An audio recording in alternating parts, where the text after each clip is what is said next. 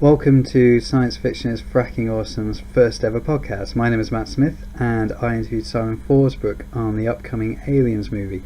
We also talked about his feelings on the franchise as a whole. This is the first ever podcast that we've done. We think that it went really well. Simon interviewed really well and we learned a lot from it.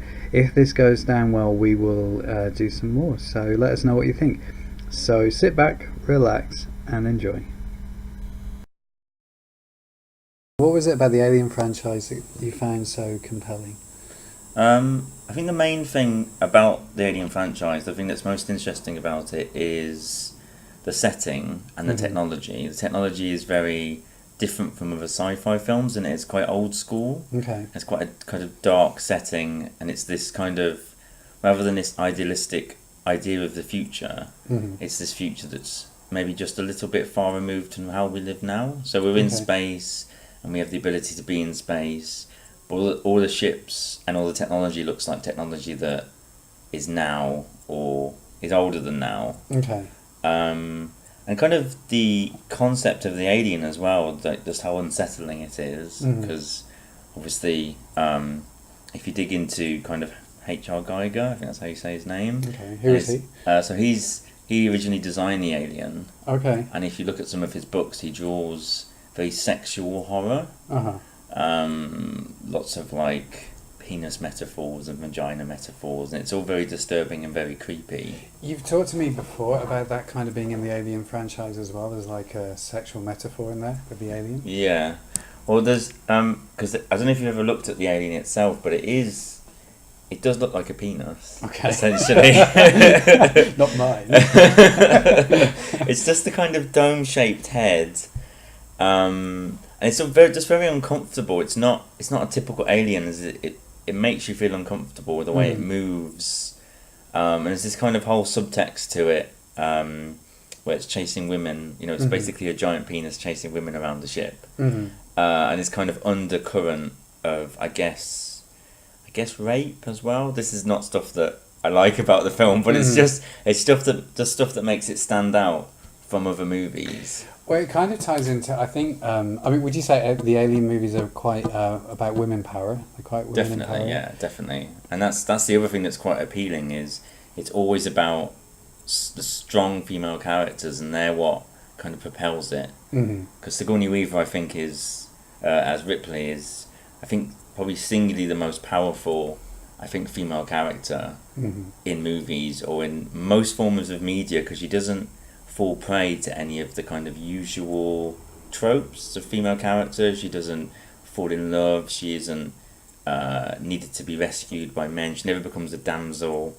She's always strong and she's powerful, but she still retains that femininity. So she's not a male analogue. She's this strong, powerful but vulnerable kind of female character, and she survives at least two of the films by her wits, by being strong mentally and not just being, macho. And Sigourney Weaver, it was her first proper movie, and she wasn't even meant to play that character, was she, to start with? Yeah, so it was I forget the other girl's name now. I can't remember. So it's the other female character. I feel bad calling her that, but I'm sure her name will come to me. And that actress, was quite a famous actress, and she'd been in a lot of movies prior. So she signed on for the part of Ripley, and I think, if I'm remembering the story correct, Sigourney Weaver's, I think, father or had family within the film crew that got her into the movie and kind of pushed her to the front. So she kind of got the role, not, normally, maybe by cheating a little bit, maybe by having family there that could kind of push her into it. And I guess the other woman, the other actress, was upset about that, which I guess rightly so.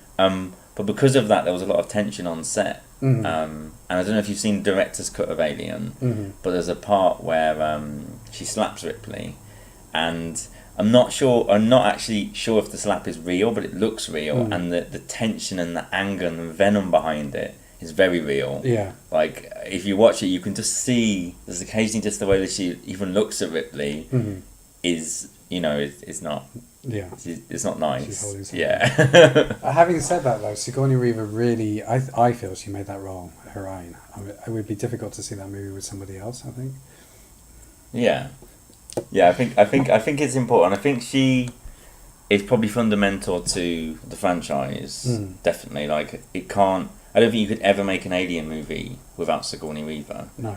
Which is probably why they decided to bring her back from the dead. Yeah. She was very, very dead. Let's, if we can I ask you about the first... Can you remember the first time you watched Alien? Or was it Alien or Aliens, or which movie was it? I think, actually, the first film I saw was Aliens. I can't remember how old I was. I was probably not old enough to watch it, because my parents were quite free with the types of movies that we could watch. Okay. And I think I watched it late at night. I think it was on Channel 4, maybe. Okay. And I don't even think I'd watched the whole movie. I think I came into it halfway through, and it was such a long time ago, I can't really remember what drew me to it, but I just remember finding the whole thing very exciting. And then I must have, I think, gone back to watch the original after that. And even though it was a very different film, I enjoyed it and could see how it would like influence the first one. Like, it's important. But I'll be honest, I cannot remember. I'd been very young. Okay. So I don't have much recollections of it. Because the first movie is a very different movie from the second movie. Yeah. Do you think that worked? Oh, definitely. I think as a continuation, it's really good, because the first one kind of introduces the concept of the alien and how powerful and how dangerous it is, because it just decimates this crew. I think it's important that none of them have weapons. They have no real way to fight it. So it's kind of like the odds are against them from the start, and it's very important. And there's a part in the film when Ash, the android, is kind of describing the alien as this kind of perfect entity, this perfect killer, and it's perfectly demonstrated by the way that it just decimates them all. So I think you couldn't do the same thing again, and I think the thing that James Cameron did really wisely is he looked at the film. He'd obviously looked at it and decided that maybe to expand on that, because he expanded on the mythology. He brought the alien queen into the franchise, and despite the fact that there's lots of them and they're constant and they are mowed down quite often by the Marines and everything, they still feel like a threat. And little things like in the deleted sequence where they attack the turret guns, showing that they're relentless. They'll just throw themselves at these bullets to make sure that there's none left, so the next wave can come through. So I think he retains that threat all the way through. So I think it works really. It could have gone horribly wrong, because to follow a kind of sci-fi horror movie with a kind of like essentially kind of gung-ho action flick, even though it's quite smart and it still has that horror sensibility to it, could have gone very wrong. But it works. I think they complement each other really well. I think that's true. I think from what I understand as well, when he was initially recording, when Cameron was recording Aliens, he had a lot of resistance from the British crew and that, where he was recording it over here. Oh, right. Because they were big Ridley Scott fans and they didn't like what he was doing with the franchise. But I didn't know that. Okay, interesting. What about Alien 3? How do you feel about that? Alien 3. I don't like Alien 3. Tell me why. It's the only one that I can't watch, and there's a few reasons for it. First is it's just so bleak.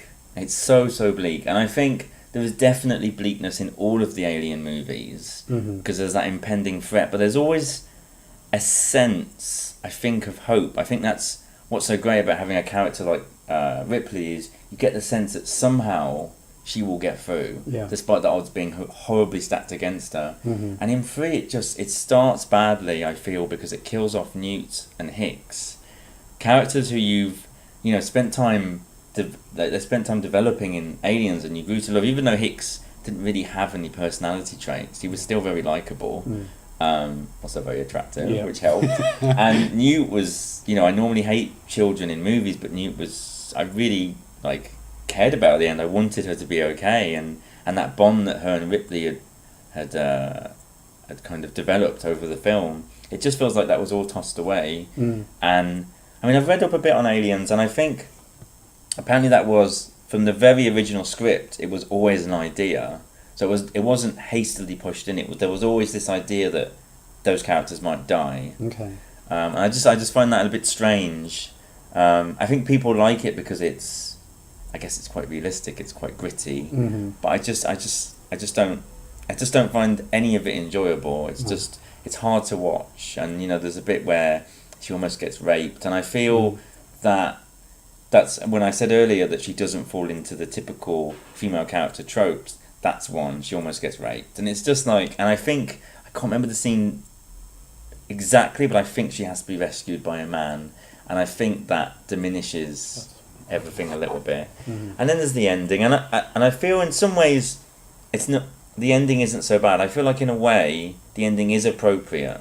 She's fought so hard, and she dies, giving birth to one of these to a queen, and she sacrifices her own life. In some ways it's very touching, but it's not the end that I want for her. Mm-hmm. And in a perfect world, I feel like Aliens would have been it.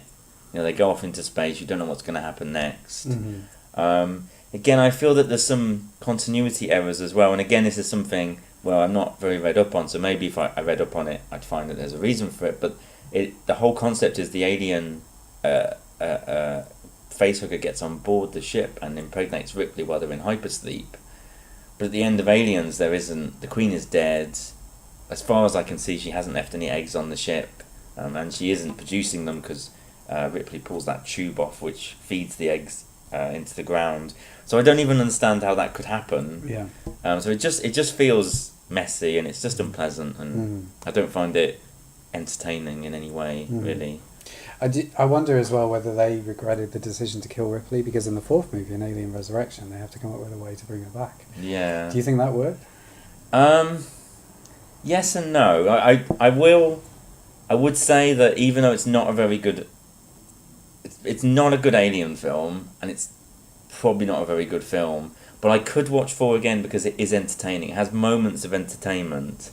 And again, one of the things that makes it work is Ripley, Sigourney Weaver's performance, because the idea that she is now half alien and she's a bit more seductive and a bit more less reserved than she might be is quite exciting. To see her being like a bit sexual and a bit predatory is different.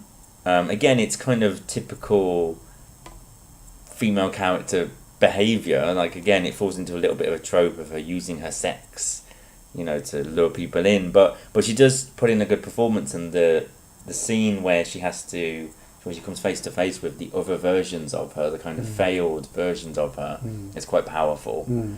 And then there's a couple of sequences. The underwater sequence, which is very silly, is entertaining. And there are moments of entertainment, so I feel it's quite entertaining. But sorry, the question you asked was, did they make it work? I think not really, no. Okay. Like, this idea that they were working for so long, so I can't remember again the amount of time that has passed, but it is a long period of time they've been working.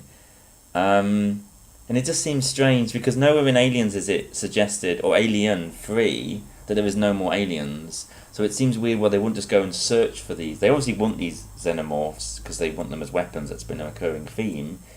But they surely could go up in space and find them, rather than spend all this money genetically engineering this dead woman, splicing with alien DNA. It just all seemed very strange. And I think, and again, it's one of those sci-fi tropes, clones and all that. So I think no, it doesn't really work. And I'm happy that the decision was made not to carry on that kind of line. Well, after that, Aliens it went with Predator, the Predator movies, which I think was hinted at in Predator 2, where a prop from the Alien movie was used in one of the last sequences. Yeah. And that led to the idea of the crossover.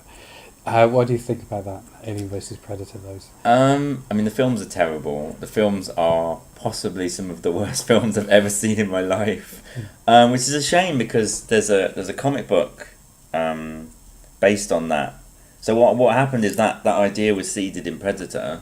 I have no idea how that came about. I don't know if it was like an in-joke or something, but Dark Horse Comics, who were producing Alien and Predator comics anyway, jumped on that and thought, let's make a comic book. And they did. They made... there's been other crossovers. It has been going on for a long time. It's become very stale. But the original book, the original graphic novel, was very good. it again had that theme of female empowerment, because the main character was this kind of female executive who had to become a warrior to kind of protect this. It was like a kind of mining outpost planet that had been terraformed, and it was interesting. And they had that idea that the predators were using aliens as sport, and it was really nicely done. It was nicely paced. It would have made a good movie, but I don't know why they decided to just ignore it completely and start making films about predators building pyramids. And yeah, I mean I suppose the only redeeming feature of the whole thing is in the second one you do get to see aliens on Earth, which was the reason I went to see it. Despite, I think a lot of Alien fans wanted to see that. They did want to see what would happen. How do you think they handled that? Just not well. It just didn't work, and again it messes up with the timeline, because it seems at the beginning of Alien like the organism is new to mankind, and I think they get away with it because the Predator erases all knowledge, but it just, people see things, and of course in the second one we had the Pred-Alien, which was an alien with dreadlocks, which was just it's just a terrible idea. So no, very, very bad, very bad. I think those movies kind of put the franchise on hiatus for a while, and then we had Prometheus. How did you feel about that? I think I might be one of the few people that I know that doesn't hate Prometheus. Okay. I thought it was entertaining. I think the problem was people were expecting something smart, maybe some hard sci-fi, and what they got was a very jumbled, very silly kind of, story. And I think early on I could kind of see where it was going, and I was like, do you know what? Okay, I'm gonna just enjoy this for what it is. And there was a few bits at the beginning. It was kind of like the science and the idea of the aliens just leaving this trail, and just some really like bad science. And it just made me go, yeah, this is not gonna be smart. And so I settled into a little groove, and I was like, okay, I'm gonna enjoy this. And I think the sequence where she's impregnated and she has to kind of get the thing out of her is pure genius. I give it points for that sequence alone, because it was so horrific but so well done. It was like over the top. It was nasty. You didn't really know what was going to happen. It was, for me, I found it quite scary. It kind of reminded me of the first time that what do you call it, the baby alien the comes chest out. bust. Yeah, when chest that first buster. comes Yeah. out, it had that about it. When I don't know how you felt. Did you feel? I found the beginning of the movie was quite a different movie. It reminded me of the first Alien movie, and then it seemed to change as you got towards the end. It definitely got sillier towards the end, and then I felt that the alien at the end was so unnecessary. Where you have this weird so you have a kind of squid thing that attacks an engineer, impregnates the engineer, and that creates a xenomorph, and it was just. That doesn't really make any sense. What about that concept, the idea that the aliens didn't evolve, that they were engineered that way?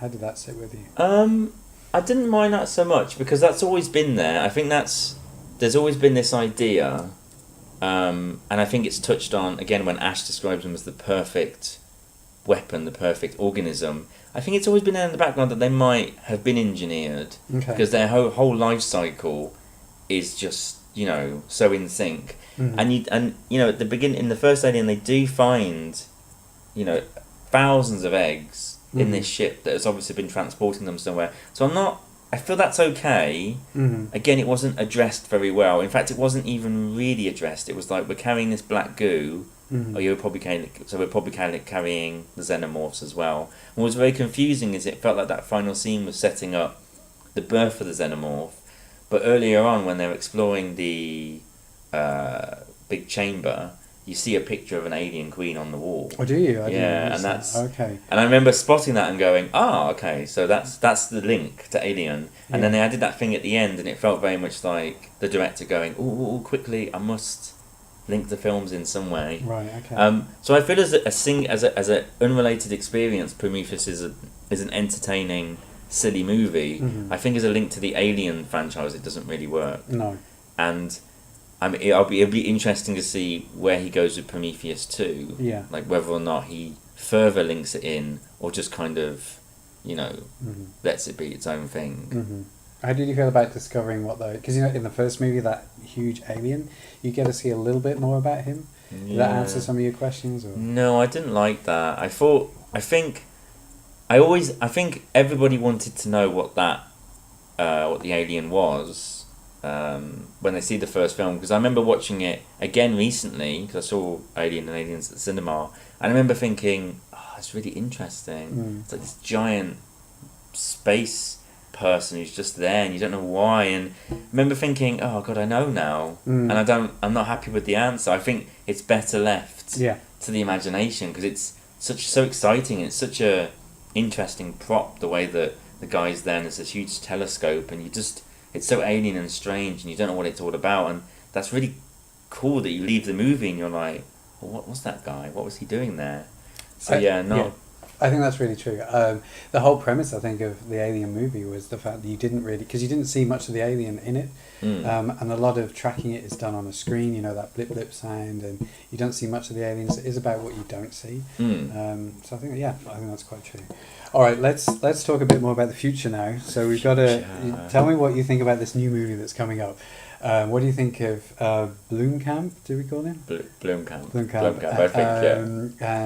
Tell me what you think. I'm so excited. Okay, why? So excited. Well, I'm a big fan of his movies. Okay. I feel he's done 3 movies. I've liked 2 of them. Mm-hmm. Which 2? District 9 is easily one of my favourite films. I think as a film, it's amazing. As a director's first film, it's even more amazing. Elysium was a bit of a miss. I feel maybe had that been his first film and District 9 would be a second film, then maybe it wouldn't have. I think people were expecting, myself also expecting, another District 9, and it really wasn't. But then I saw Chappie recently and I thought that was very good as well, and I thought that was a slight return to form. I just like the way that he mixes kind of like quite interesting sci-fi with kind of and kind of puts it in a setting that makes you ask questions. So with District 9 having it set in South Africa and addressing racism, using aliens as a way to address racism, was very interesting. Chappie, probably not as smart, but it does, it poses questions about artificial intelligence and what is sentience and all that kind of thing, and I like that. I like when sci-fi can ask questions, but the other thing that he does is he just puts in these outrageous action sequences that you wouldn't expect from a smart movie. So he mixes all these kind of things around, and I found that really interesting, and I think he's a good fit for Aliens, and the fact that he's restarting it all. And I think I said this to you before, like before the announcement, because I saw Aliens, and I was like, oh, I'd love them to make, because with all the remakes, I was like, I'd love them to remake Alien 3, to start again, pretend the 3 and 4 didn't exist. And this announcement came about him coming in. I was like, well, that's interesting. And the next announcement was, it's starting from Alien, it's continuing the story, and I was just like, it's like he's reading my mind. It's like, he's giving me my dream. Yeah. Is he starting with the end of the Aliens movie? Is that when he started? Yeah. Right. It's a bit unclear. I think some time will have passed. I think that's the only way he can do it, to explain Hicks and Ripley being older. And there's also no mention of Newt, which might suggest that she's going to be a grown woman, or she just might not be in the movie. It's a bit of a shame, but I'd rather she was not in the movie and alive than in the movie and dead, like Alien 3. So it's a bit, I think there's a lot of questions, and he's working at the same time as Prometheus 2, so apparently they have to be careful not to clash. So I think they're working together to make sure none of the ideas kind of cross over. Do you think because the movies he's done sci-fi, but they're not really horror. Do you think he's going to be able to handle that aspect of it? It'd be interesting to see. I mean, some of District 9 is unpleasant. There's nothing, I wouldn't say there's no outright horror, but there are scenes. There's a scene where the main character, I can't remember his name, he gets kind of dragged before this kind of like voodoo king, and they're threatening to like chop off his hands and eat his heart, and that was quite scary. It's very different, but it shows that maybe he can deal with this concept of threat and it being quite uncomfortable. So it'd be interesting. Honestly, I don't know. He might just approach it from a sci-fi action edge, but again, that worked quite well for James Cameron, so I don't see it necessarily being a problem. What would you do if you were given the chance to to write the script? Oh my goodness! Oh my god! I don't know. One of the interesting things is, again, go back to Dark Horse Comics, is that before before Aliens 3 were confirmed, they were allowed to kind of continue the Alien franchise, and I think the way they did it was very interesting. They had this concept where all three of them got back to Earth, and they were very traumatized by their experiences, and they were trying to integrate themselves back into life on Earth.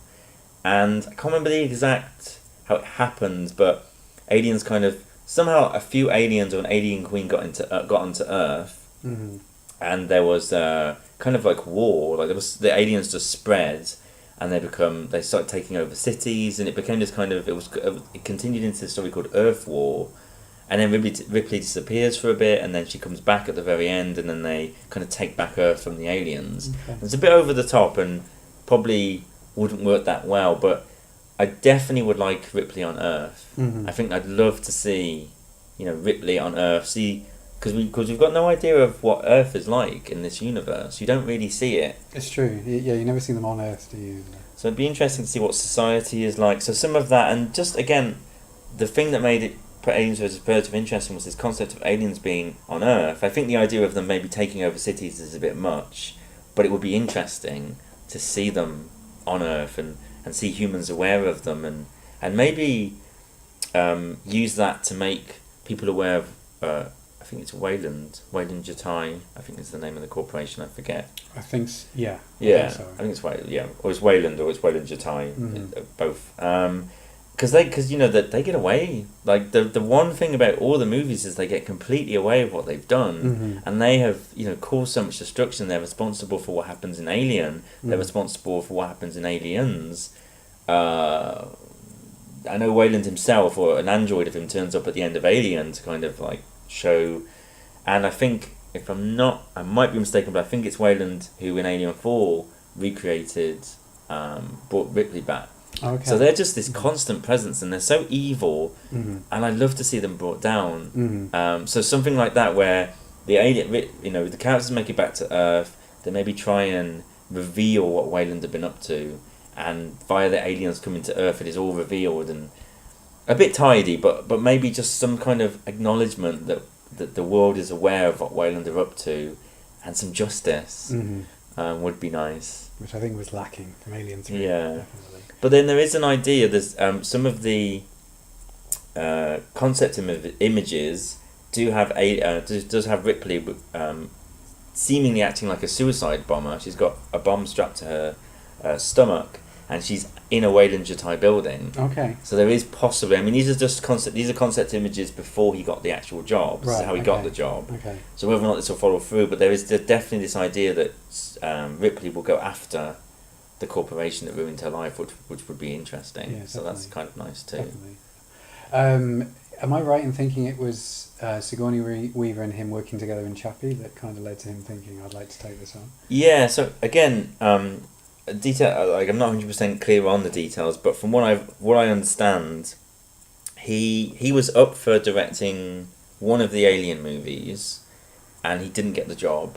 I think they went with, it could even been Alien 3, but I don't know if he was around and as a presence or a director at that time, so I'm not too sure. But he didn't get the job, and so he released these concept sketches onto the internet, or they were leaked, or they appeared anyway, which is the Sigourney Weaver with a bomb, Sigourney Weaver wearing a kind of alien armour, which is a bit weird, an alien queen, and one of the engineer's ships hollowed out and being used as a living space. Yeah. And that got everyone really excited, and was like, oh, this is what could have been. And I think I remember posting it on Facebook and going, oh, this looks amazing.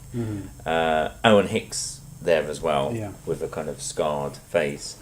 And from what I understand, he got Sigourney Weaver for Chappie, kind of slightly wasted her in the movie. She was a bit of a non-presence, which is a shame. But while they were on set, he showed her the concept images, and she was like, I want to do this. I'm interested. And I think probably she has enough pull with whichever company owns Alien to go, let's do this. Because for her, it must be quite a daunting kind of prospect to go back into Aliens, you know, after the last Alien 3 and Alien 4 didn't work. So she must be quite trusting in him to do it. Yeah, and I think she's always been slightly against it because she didn't want to do Aliens 4. And basically they threw a load of money at her and she went, okay. Oh, really? Enough. I didn't know that. Okay. So that's the only reason she did it. They gave her a ridiculous paycheck, and rightly so. She was like, fair enough, I'll do it again. And she did a really good job. She didn't sleepwalk through the role, even though it wasn't a great movie. But ever since then, she's been very protective. She's never wanted to do voiceover for video games, which is interesting because she did a voiceover for the most recent Alien video game. Okay. But she only did that because she felt it was respectful to the tone of the movie. She said, "Oh, this is, I like the concept, it's interesting." So I think she's against the idea, perhaps, unless she sees something interesting. And what I'm hoping is what Blomkamp showed her, gave her, was interesting to her and made her go, "Yes, this is going to be a good movie." Yeah. I kind of, I know you're a big Batman fan as well, and I do kind of want to tie this into the last 3 Batman movies that were done, because they're, rather than doing sequels, but actually rebooting a series, I think Batman was the last series that was rebooted that I thought worked properly. Do you think there's anything that he can learn from that? Maybe. I do really like the Batman movies, but I don't think...